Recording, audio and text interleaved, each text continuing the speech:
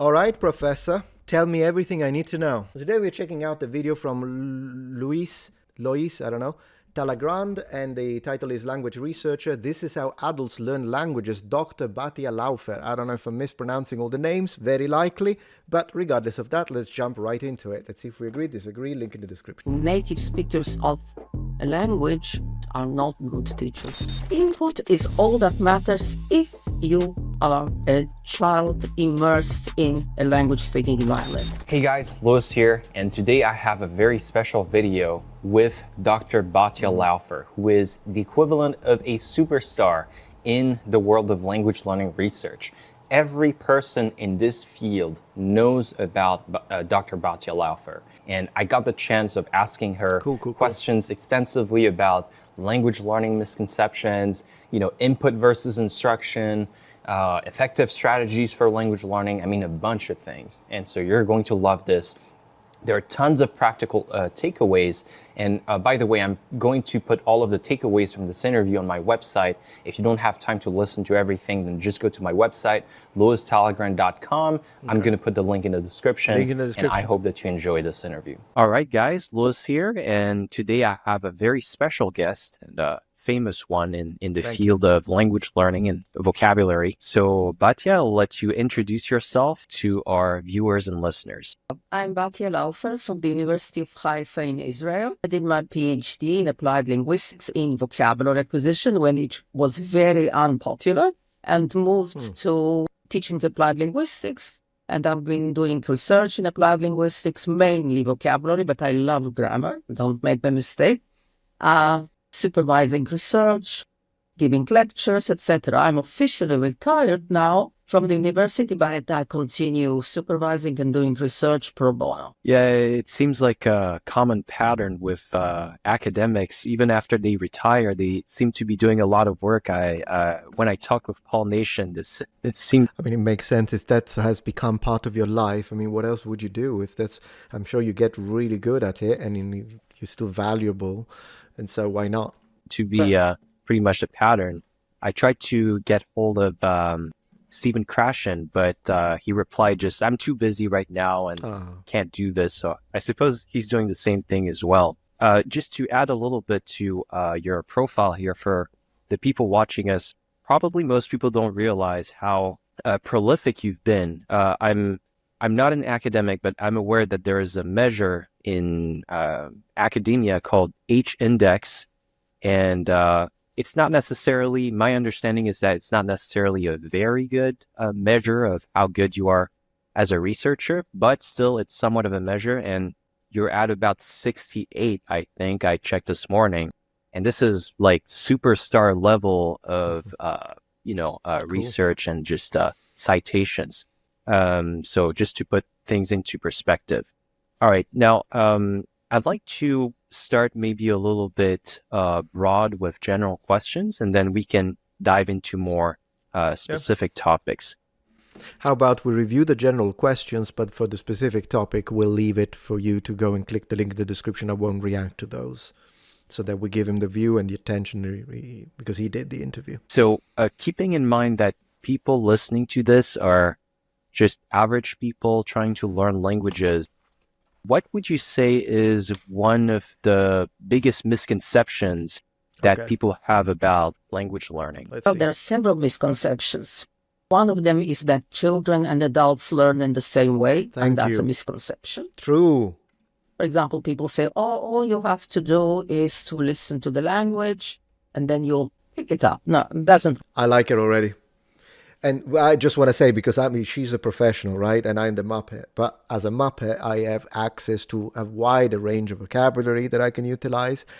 People, meaning the freaking frauds and liars and scam artists and scumbags. Sorry, Professor, please continue. Thank you. Happen like that with adults. Another misconception, which I really don't like, is that teaching doesn't help. Grammar doesn't help. You have to use the language. Okay, you have to use the language, but that's not the only thing. You can't use something you really don't know. So these are some of the misconceptions. I think these are the main misconceptions. She's absolutely because right. If you ask me how people learn languages, the short answer is, well, it depends. depends on what, whether you're an adult or a child, whether you are immersed in the language speaking environment or whether you learn it in a classroom. And then you learn differently. And to think Yeah, she's great already. I'm 5 minutes in, not even that, and she's fantastic. There is some overlap, by the way, not disagreeing, adding. There is some overlap sometimes between language learning acquisition as L1, first language, and language learning acquisition as foreign language learning acquisition, meaning L2. And usually, if you're learning L2 as an adult as opposed to L1 as a child, obviously, while they're different endeavors and they function differently, children usually learn languages intuitively. There is an organic nature to it, but it's very intuitive. That's a word that I like using, and I use it in my book, link in the description to the crowdfunding. But adults learn it in a more structured way, and there are pros and cons, but there are also some areas, they're different, but there are some areas of overlap. There are some areas of overlap. that, well, teaching doesn't help. All you have to do is listen to the TV. I think this is one of misconceptions of students as well, by the way. In one of my latest studies, we interviewed a bunch of students, how they think about out of school learning and in school learning, and they say, oh, well, my English is only from digital activities and not from school. And then when we tested them, actually, those who were better in school were also better in out of school learning. So people don't appreciate formal instruction. Yeah, this has definitely been my experience as well. Learning English in school, I think I studied English for about, I would say, 7 years in school, just like every French person, essentially. And I would say that in the beginning I was not really good, but it set a good Man, his accent is really good. He's French? I did not notice that. Very nice. Foundation for my, later studying. But there are 2 points here that I want to talk more about. So you mentioned that language learning is not necessarily the same for children and adults. But first of all, I want to talk about this idea, which seems to be extremely popular nowadays.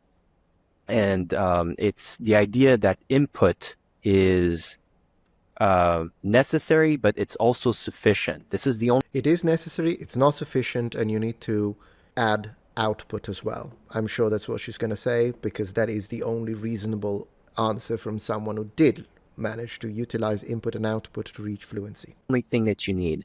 The reason why necessary, but it's also sufficient. This is the only thing that you need.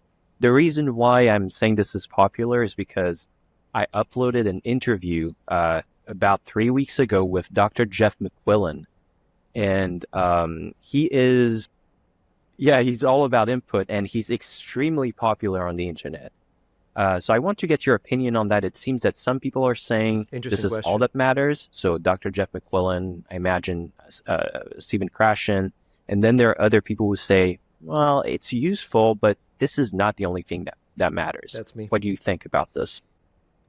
Well, in Israel, I always say that this country is a kind of for language learning. We have a lot of immigration, and you can observe a family of immigrants where a child picks up the language in 3 months, and the adults struggle and his adult parents struggle for years. So input is all that matters if you are a child immersed in a language-speaking environment. Right. Then this is okay. And still, children do try to speak. They're slow because, still developing the prefrontal cortex, another element of the whatever, but they do speak. Freaking even cooing, even when they're they're just trying to make sounds constantly. But eventually they do speak, because in fact, sometimes we have children that are autistic and they don't speak up to when they are like 12, and you can tell, unfortunately, because then they end up having the vocabulary of a 6-year-old or a 7-year-old when they're 12. It can happen. And so even children, while immersion helps in those years of formative years where they're still honestly just developing their cognitive capabilities, but once a child is like in an age that he would naturally start speaking, they do, and they speak a lot. So there's that. But if you're an adult, even if you're immersed in English in a language-speaking environment, it's not enough. Absolutely. And people say that, I always tell them, look, if if I find myself in a remote Chinese village where nobody speaks any language I know except Chinese, I will be lost, even if they Yes. talk to me and talk to me and talk to me. Of course. Because children have this ability of processing input and understanding, but adults have much less, and some don't possess it at all. Yeah, this connects to the theory of the window of. I do mention it in my book where we talk about a little bit about whether or not there is a window, and there is. It's a little more complicated and layered than what people make it out to be once you actually start looking into the research around it. But there is a window in infancy where we are optimized to acquire sounds, and once that's passed, it's not that it's impossible, but it is harder. And what would happen? You have to imagine this. When we say, well, yeah, children pick it up, right? How many years does it take? Right? Think about it. Like, are you okay waiting like 10 years? Because if you put yourself 10 years in that village and all you do is interact with those natives, I mean, you will learn some. It's going to be a lot slower than with a child. But yeah, at first you'll be completely lost and it's going to be terrible. But at least if you have a basic understanding, imagine 1 year of learning, focused learning of a language, and then you immerse yourself, that's different. But you got to speak back. The way I learned 11 languages, so I think I also relate to my own experience. Nice. Adults need what you call method in the madness. Yes. They need to systematize the input. Absolutely. They need to analyze it sometimes. I think there's a lot of research that shows that adults who had good instruction learn the language much faster and better than those who struggled through the input and figuring out what things mean. Yeah. I just want to play the devil's advocate here, because I know I can see this coming from miles away. There are people who are going to leave comments on this video saying, no, I don't agree. Input is all that you need and all of this. But so the argument I would say is that when I talked with Dr. Jeff McQuillan, he said that, and I would say that probably Stephen Krashen would say the same thing, is that when you do sort of deliberate learning activities, like, for example, studying with flashcards, studying word lists and stuff like that, then there's a clear difference between this type of learning and actual language acquisition. These two things are separate things. What do you think about this? No, flashcards are great. Taking a list of words and repeat it here in front of the desk is the worst thing you can do with those words. Flashcards are much better already because they stimulate your brain. There are more effective ways as well, but let's see what she says.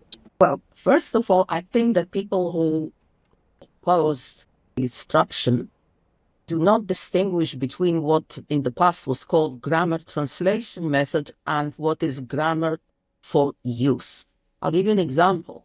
And I think I heard it in one of your interviews. Somebody gave an example. For example, if you change sentences from active to passive, Bill kicked the ball was kicked by the Bill. This is useless because nobody speaks like that. Right. But if you teach passive via what happened to your car? Oh, it was stolen. What happened to your request? They say it will be taken care of, you see?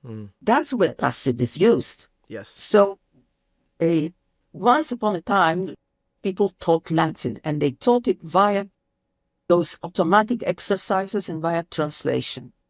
That doesn't mean that translation or grammar teaching is not good. You have to know. Very good point. And one thing I'd like to say, one of the reasons why passive works in that sentence that she just created, the car was stolen, is because you might not know who stole it.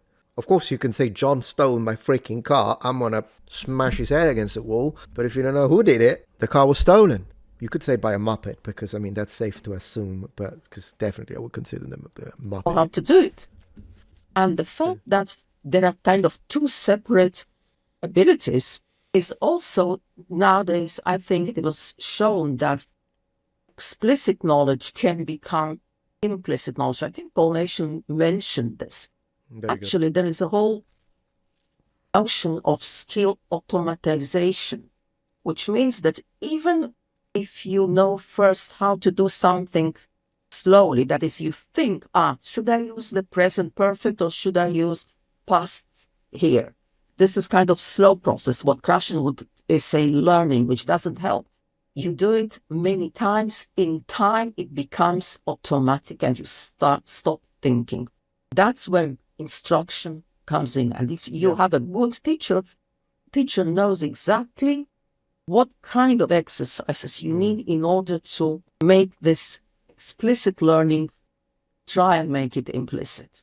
Yeah, not to mention that a teacher can help you, give you structure. Some people need it, some people don't. Some people are perfectly able to just create that very structure and routine so that they can, put themselves into into a test and constantly try to use the language and constantly study it every day.